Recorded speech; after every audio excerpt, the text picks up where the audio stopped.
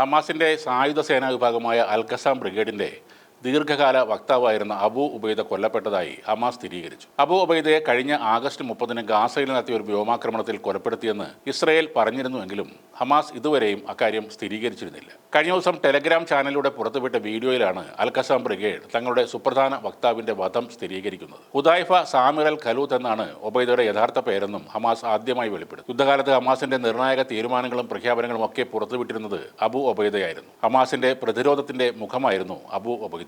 അബു ഉബൈദയെ കൂടാതെ ഇസ്രായേൽ മറ്റ് 4 കമാൻഡർമാരെ കൊലപ്പെടുത്തിയത് കൂടി ഹമാസ് പുറത്തുവിട്ട വീഡിയോയിൽ സ്ഥിരീകരിച്ചിട്ടുണ്ട്. ഹമാസ് കമാൻഡറായിരുന്ന മുഹമ്മദ് സിൻവാർ, റഫ ബ്രിഗേഡിന്റെ മേധാവി മുഹമ്മദ് ഷബാന, അൽ ഖസാം ബ്രിഗേഡിലെ മുതിർന്ന നേതാവായ ഹക്കിം അൽ ഇസ്ല, 2ാം കമാൻഡർ വാദ് സാദ് എന്നിവരെ ഇസ്രായേൽ വധിച്ചതാണ് സ്ഥിരീകരിച്ചത്. ഹമാസിന്റെ ഇപ്പോഴത്തെ വക്താവാണ് വീഡിയോയിൽ സംസാരിക്കുന്നത്. മുഖംമൂടി ധരിച്ച് പൊതുജനമധ്യയിൽ പ്രത്യക്ഷപ്പെട്ടിരുന്ന അബു ഉബൈദയുടെ മുഖം മറയ്ക്കാത്ത ചിത്രവും പുറത്തു വന്നിട്ടുണ്ട്. പലസ്തീനിലെ റെസിസ്റ്റന്റ് ന്യൂസ് നെറ്റ്വർക്കാണ് ആ ചിത്രം പുറത്തുവിട്ടത്. ഇസ്രായേലുമായുള്ള പോരാട്ടത്തിൽ ഹമാസിന്റെ ഏറ്റവും ശക്തമായ ശബ്ദമായി നിലയുറപ്പിച്ചിരുന്ന അബു ഉബൈദയിലൂടെയാണ് യുദ്ധഭൂമിയിലെ പുതിയ വിവരങ്ങൾ, ഇസ്രയേലിന്റെ വെടിനിർത്തൽ ലംഘനങ്ങൾ, ഇസ്രയേലി പലസ്തീൻ തടവുകാരെക്കുറിച്ചുള്ള പ്രസ്താവനകൾ ഉൾപ്പെടെയുള്ള പല നിർണായകമായ സന്ദേശങ്ങളും പുറത്തു വന്നിരുന്നത്. എല്ലാ വീഡിയോകളിലും പട്ടാള യൂണിഫോമിലെത്തുന്ന അബു ഉബൈദ കണ്ണ് മാത്രം പുറത്തേക്ക് കാണുന്ന വിധത്തിൽ ഒരു ചുവന്ന കഫിയ കൊണ്ട് മുഖം മറച്ചാണ് മാധ്യമങ്ങളുമായി സംവദിച്ചിരുന്നത്. ഗാസയിലെ ഇസ്രയേൽ നാശനഷ്ടത്തിന്റെയും ഹമാസ് പ്രതിരോധത്തിന്റെയും വിശദാംശങ്ങൾക്കായി ഓരോ പലസ്തീനികളും അബു ഉബൈദയുടെ വാക്കുകൾക്കായി കാത്തിരുന്ന ഒരു കാലമുണ്ടായിരുന്നു. ആഗസ്റ്റ് 29 അബു ഉബൈദയുടെ അവസാന വീഡിയോ പുറത്തുവരുന്നത്.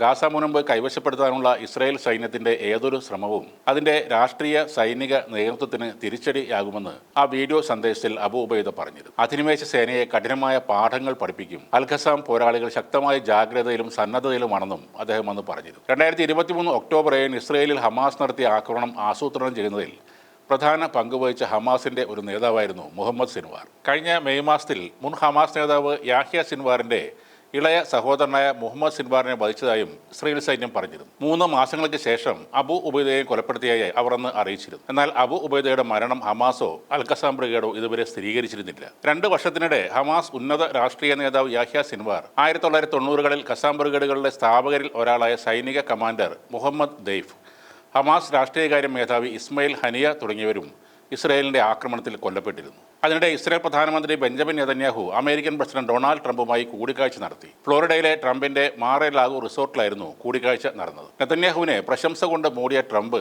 അദ്ദേഹത്തെ യുദ്ധകാല പ്രധാനമന്ത്രി എന്നാണ് വിശേഷിപ്പിച്ചത്. നെതന്യാഹു പ്രധാനമന്ത്രി ആയിരുന്നില്ലെങ്കിൽ ഒരുപക്ഷെ ഇസ്രായേൽ ഇന്ന് നിലനിൽക്കുമായിരുന്നില്ല എന്നും ട്രംപ് പറഞ്ഞു. ഹമാസിനും ഇറാനും എതിരായ നിലപാടുകളിൽ നെതന്യാഹുവിന് പൂർണ്ണമായ പിന്തുണ ട്രംപ് ഉറപ്പു നൽകി എന്നാണ് റിപ്പോർട്ടുകൾ.